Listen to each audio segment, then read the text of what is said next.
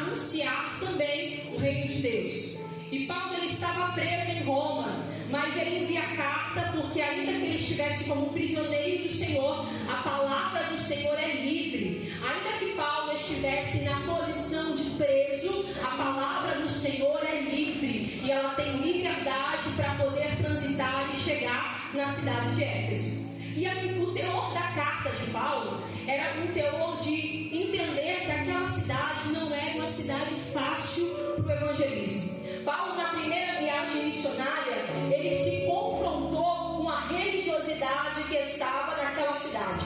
Aquela cidade tinha uma deusa, e era a deusa Diana, e todos eles adoravam a essa mulher como deusa. Ela era uma cidade portuária e ela tinha um grande fluxo também de pessoas que vinham com outras idolatrias e com outros deuses. Só que o propósito da carta de Paulo é reforçar o papel de cada crente no mundo. O propósito da carta de Paulo era que os cristãos se mantessem firmes na sua missão. Paulo, ele ensina nesses capítulos, que se não me engano são 6, sobre unidade.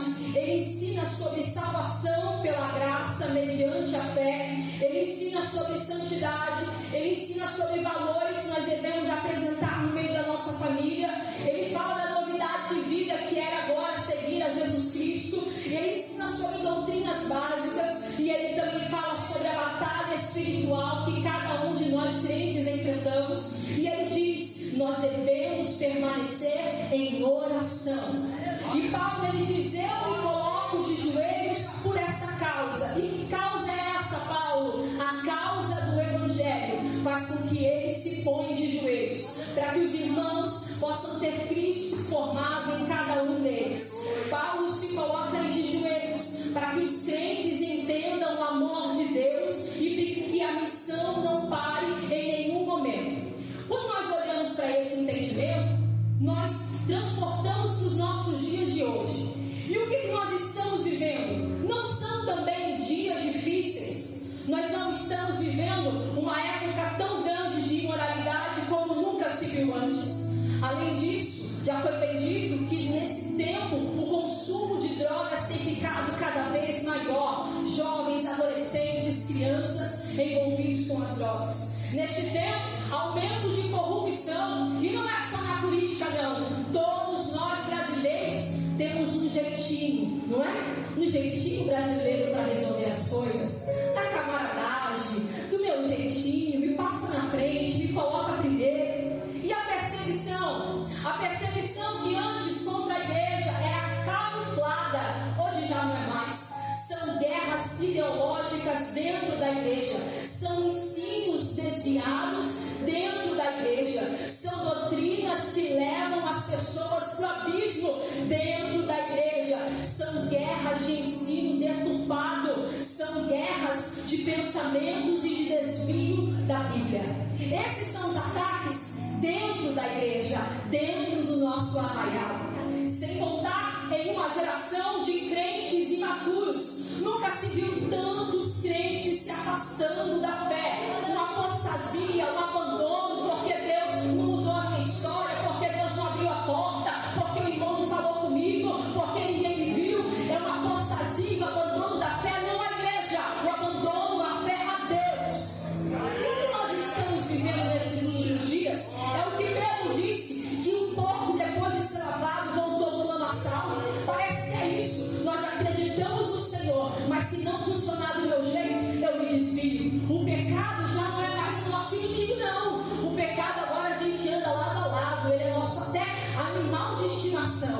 A fé não está agora mais se esfriando, o amor. Muitos podem dizer: meu amor até congelou. A fé é em extinção. Eu creio que o Senhor pode fazer, mas não na minha vida, na vida de outra pessoa.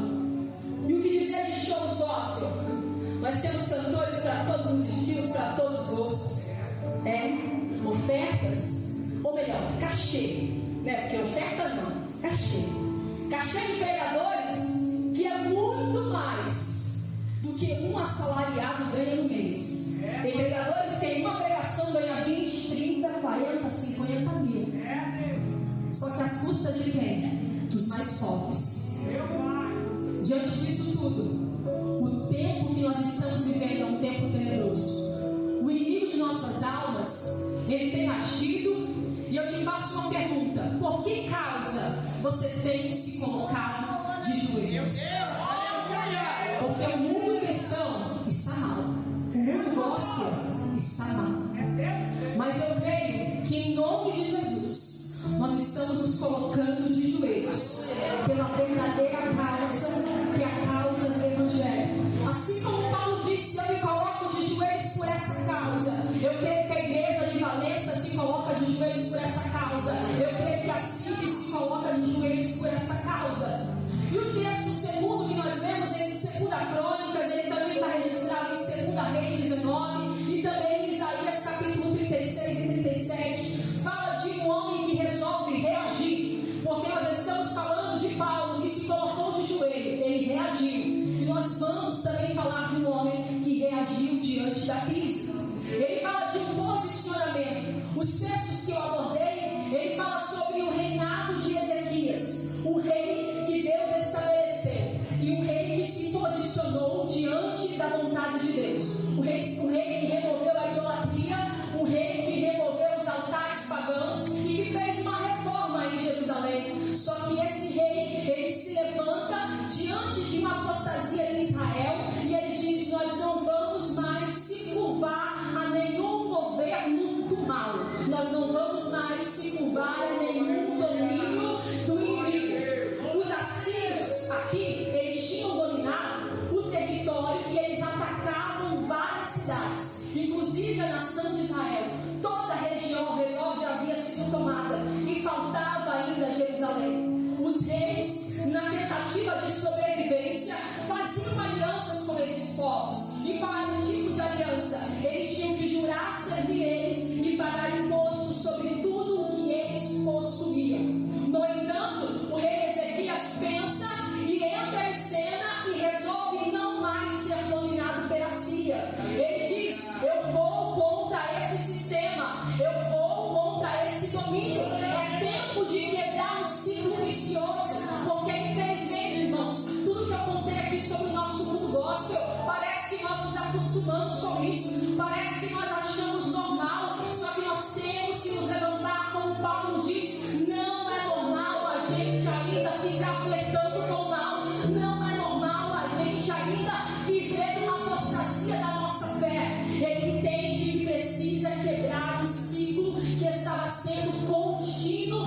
na nação. Só que eu vou te dizer uma coisa: quando você começar a quebrar ciclos na sua vida, entenda que você vai sofrer uma oposição, uma retaliação do mal, para que você não volte, para que você não termine. Mas em nome de Jesus, você vai quebrar esse ciclo na sua vida.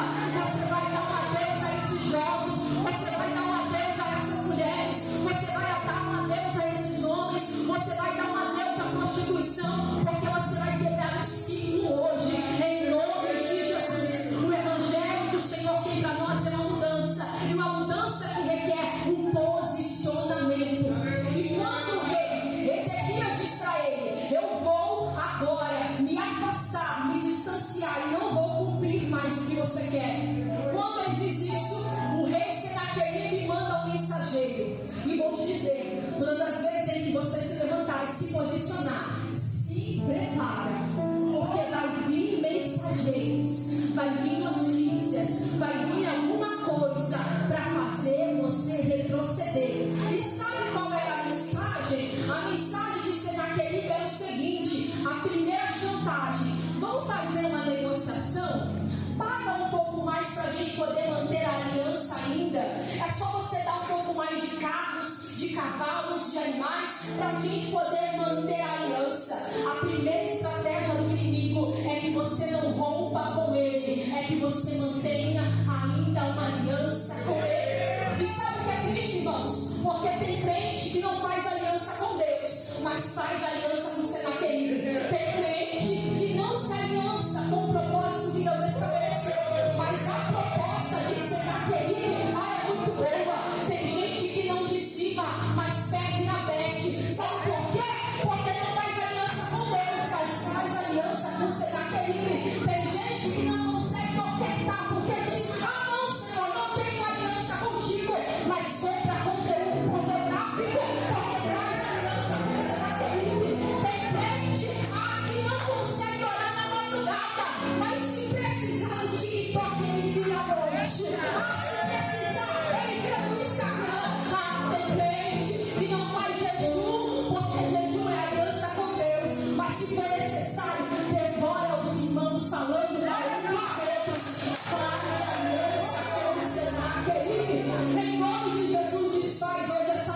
aliança. Quebra hoje esse ciclo, corta hoje essa ligação. A primeira estratégia é essa: vamos manter a aliança. Só que o rei Ezequias já tinha se posicionado. Ele não cede, ele não volta atrás, ele não permanece na aliança.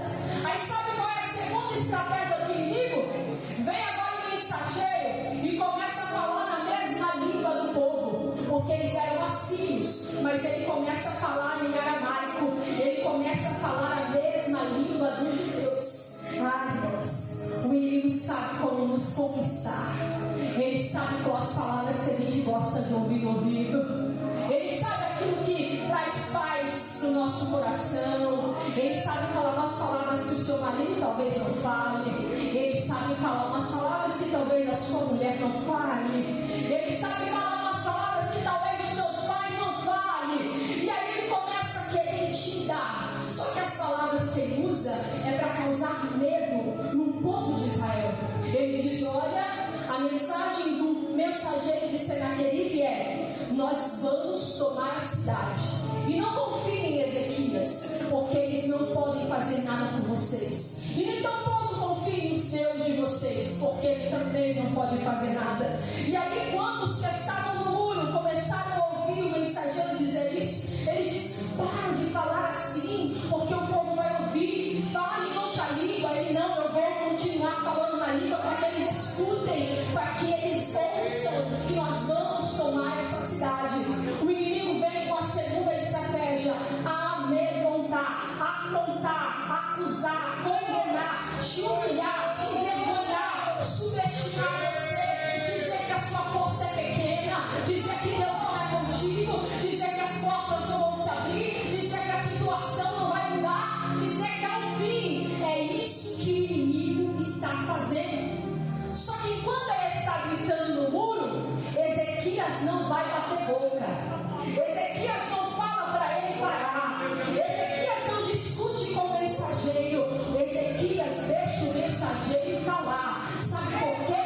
A gente não tem que descer a afronta. A gente não tem que descer a vergonha. A gente não tem que descer ao nível de uma armadilha que Satanás está preparando. Para de bater boca com a ameaça.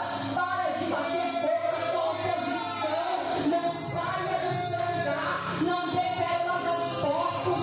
Para de ficar descendo no nível do inimigo.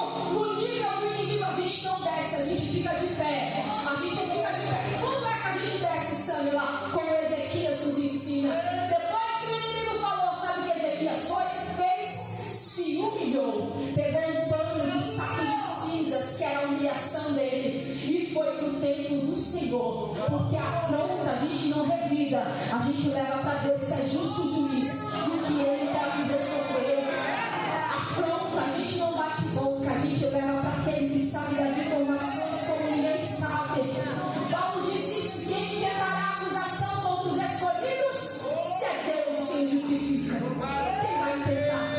E quando as notícias ruins chegam, quando as informações vêm, quando as ameaças aumentam, o segredo é se humilhar debaixo da potente mão de Deus. Aí, se humilhando, ele nos exalta na hora certa. O desespero veio para para Ezequias.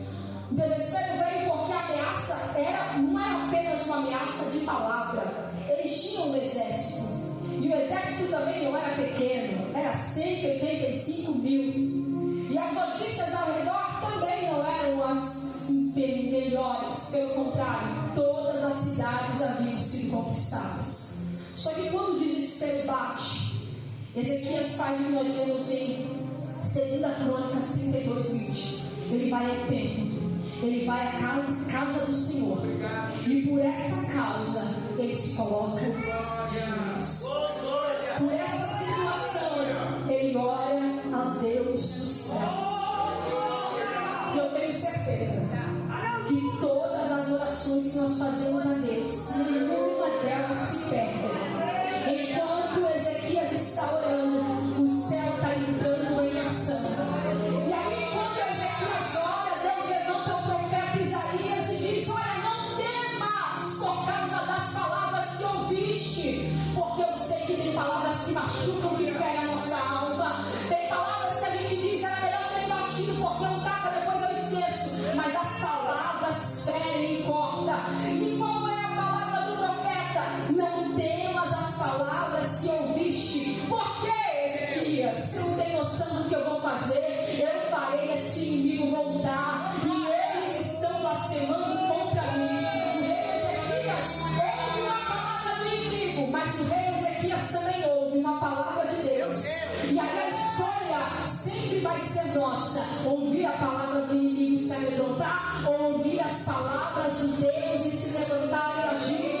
A que voz que você tem ouvido? A voz dos inimigos que amedrontam, afrontam e tentam nos envergonhar? Ou a voz do céu que diz: eu estou contigo todos os dias?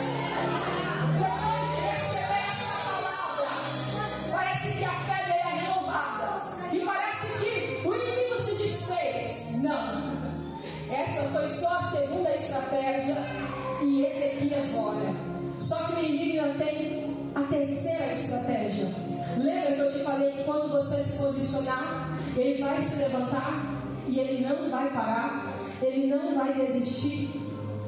O inimigo, ele tinha as mesmas propostas desde o início: fazer o povo escravo. Só que ele usava táticas diferentes, usava métodos diferentes, estratégias diferentes. O que é isso, Samila? A investida contra a tua casa, ela só vai mudar de lado, mas ela ainda vai tentar contra a sua casa.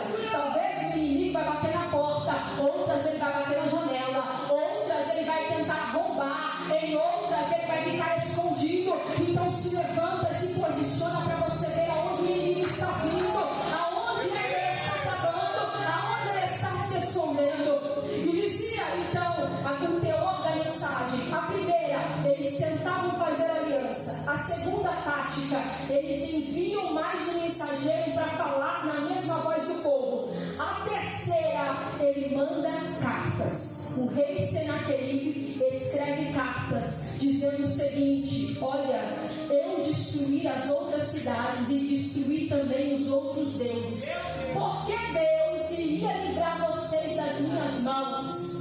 Quem é Deus que possa fazer vocês escapar? Eu vou destruir toda a cidade. Só que quando Ezequias lê essa mensagem, ele faz a mesma coisa que ele fez com a primeira. Ele vai ao templo orar, porque tem causas que só o joelho resolve. Ezequias pega a carta e ele não vai para a rede social choramingar, dizer assim: ah, Senhor, por que comigo? Eu sou tão pequenininho, tão humilde, porque assim? Ezequias não pega a carta, tira um print e coloca no WhatsApp. Ele não faz isso não, ele pega a carta, ele pega e diante de Deus ele apresenta: aqui, Senhor, essa é a carta que fizeram de afronta, e não foi afronta só contra mim, não, é afronta contra o Senhor, o Deus de Israel. Senhor, responde o que vai ser feito para com isso. Só que Deus é um Deus que não deixa ninguém sem resposta, e ainda mais que afronta, o nosso Deus resolve. E Deus levanta de novo o profeta Isaías e diz assim: Ezequias, pode parar de orar, porque eu já ouvi a tua oração.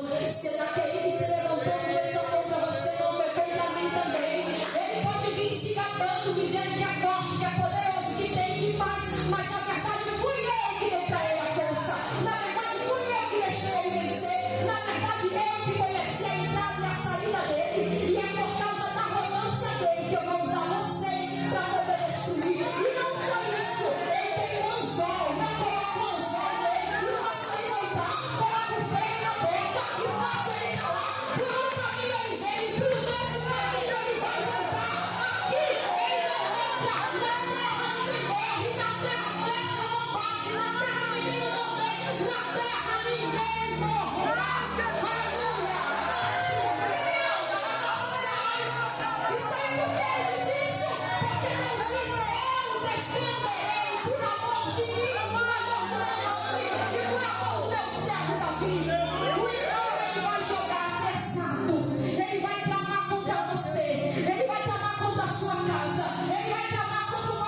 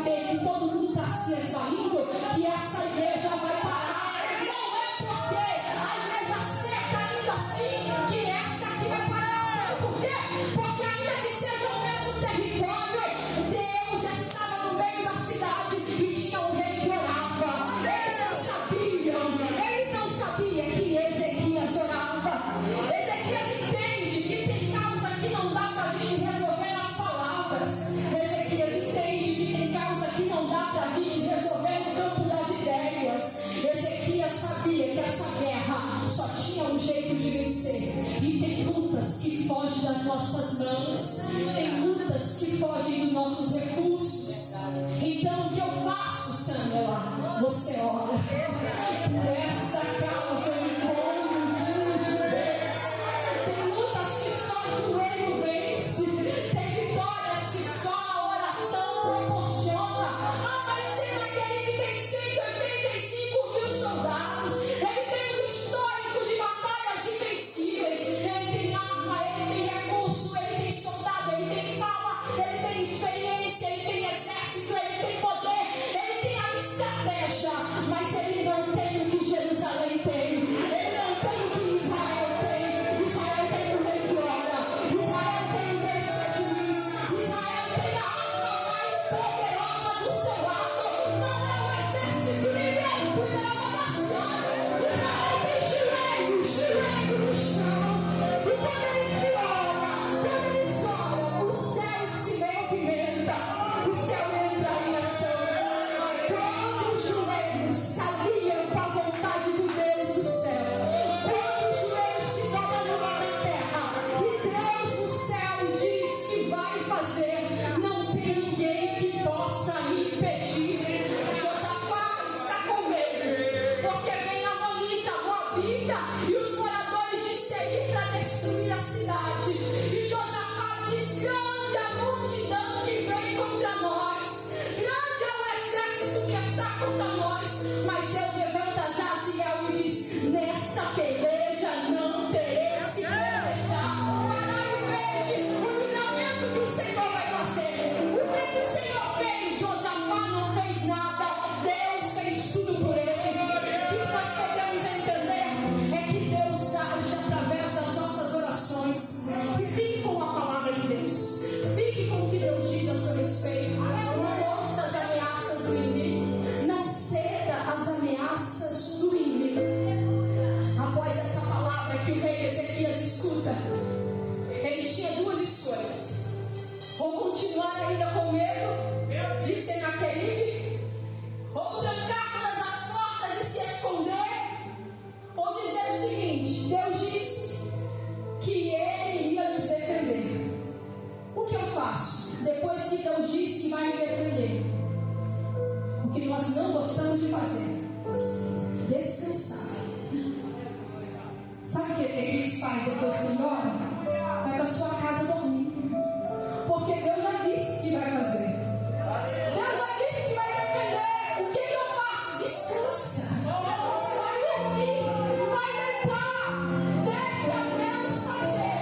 E enquanto Ezequias está dormindo, enquanto Isaías está dormindo, enquanto Israel está dormindo, enquanto até os inimigos estão dormindo, Deus envia um anjo e fere 185 mil em uma noite só. E quando eles levantam pela manhã, eles olham para o arraial e só tem cadáver no chão. Será que ele não é derrotado? Será que ele sai porque as roupas deles estão no chão? Quem fez isso conosco? Que Deus é esse que apenas com uma noite consegue descansar no anjo para poder fazer os inimigos correrem de medo? E não só correrem, será que ele tem que voltar pelo caminho que ele veio? Tem que voltar na Síria, porque Deus disse que ali ele não iria entrar. Enquanto você dorme, Deus trabalha com você. Enquanto você descansa, Deus age. Enquanto você confia na palavra, os céus se movimentam. Uns que mais se levante neste momento, se coloque de pé neste momento. Tenha uma vida de entrega, o céu responde a sua oração. Por essa causa, Ezequias se colocou de joelhos e a nação